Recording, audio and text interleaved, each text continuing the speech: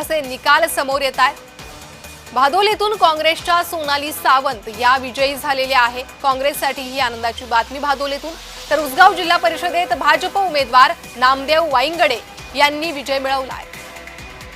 भादोलीतून काँग्रेसच्या सोनाली सावंत विजयी झालेल्या आहे। रत्नागिरीत शिवसेनेनं मोठी आघाडी घेतलेली आहे। अनेक जागांवर शिवसेनेची आघाडी पाहायला मिळते। 10 जागांपैकी एकूण 8 जागांवर शिवसेनेने सरशी घेतलेली आहे।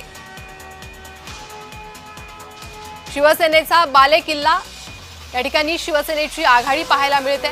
एकूण 10 जागांपैकी 8 जागांवर शिवसेनेने सरशी घेतलेली आहे। रत्नागिरीतील हे निकाल। तर कोल्हापुरात आतापर्यंतच्या निकालात काँग्रेसच भारी।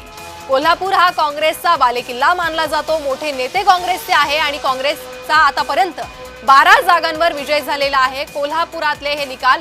दुसऱ्या क्रमांकावर राष्ट्रवादी आहे। राष्ट्रवादी काँग्रेसनं 10 जागा जिंकलेल्या आहे। कोल्हापुरात आतापर्यंतच्या निकालात काँग्रेसच भारी असल्याचं पाहायला मिळतंय। काँग्रेसने अनेक जागांवर आघाडी घेतली आहे। आतापर्यंत 12 जागांवर विजय झालेला आहे। अधिक माहिती घेणार आहोत आमचे प्रतिनिधी अमर पाटील यांच्याकडून। अमर, कोल्हापुरातून काँग्रेससाठी दिलासादायक बातमी आहे।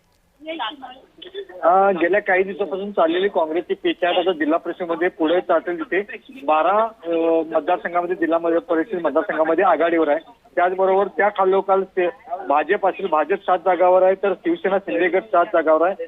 राष्ट्रवादी अजित पवार गट 10 जागावर आणि जनस्वराज्य पक्ष 10 जागावर विजयी झालेले कळते। त्यामध्ये स्वाभिमान शक्ती संघटनेचा